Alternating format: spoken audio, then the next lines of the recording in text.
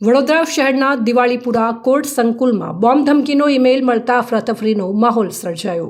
મળતી માહિતી મુજબ કોર્ટ સંકુલને નિશાન બનાવવાની ધમકી આપતો ઈમેલ મળતા જ તાત્કાલિક સુરક્ષા એજન્સીઓ હરકતમાં આવી ગઈ હતી।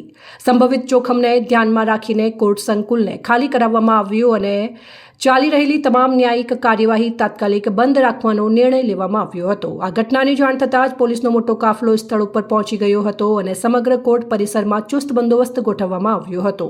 વકીલો દ્વારા પણ કોર્ટમાં હાજર રહેલા લોકોને શાંતિપૂર્વક બહાર નીકળવા અપીલ કરવામાં આવી હતી, જેથી કોઈ અનિચ્છનીય ઘટના ન બને। આ અંગે બાર કાઉન્સિલના ઉમેદવાર રણજીતસિંહ રાઠોડે મીડિયાને માહિતી આપતા જણાવ્યું હતું કે કોર્ટ સંકુલની સુરક્ષા સૌથી મહત્વપૂર્ણ છે। આવા બનાવોને ગંભીરતાથી લઈને સંપૂર્ણ તપાસ થવી જરૂરી છે। ઉલ્લેખનીય છે કે આવતીકાલે યોજાનાર બાર કાઉન્સિલની ચૂંટણીને ધ્યાનમાં રાખીને વકીલોએ સુરક્ષા વ્યવસ્થા વધુ કડક બનાવવાની માંગ પણ ઉઠાવી છે। હાલ પોલીસ અને તપાસ એજન્સીઓ ઈમેલની સાચી માહિતી અને તેના સ્ત્રોત વિશે તપાસ શરૂ કરી છે। મહેરબાની કરીને આ સરકારની એમાં નાકામી છે અને સરકારના ગૃહમંત્રી અને સરકારના મુખ્યમંત્રી ફેલ ગયા છે। આ તો હકીકતમાં તો આવું ના હોવું જોઈએ। ગુજરાતની બિલકુલ એકદમ શાંતિપ્રિય અને ભાઈચારાવાળી ખૂબ જ સુખી સમૃદ્ધ અને સારી પ્રજા છે, તો આ કેવી રીતે ચાલશે?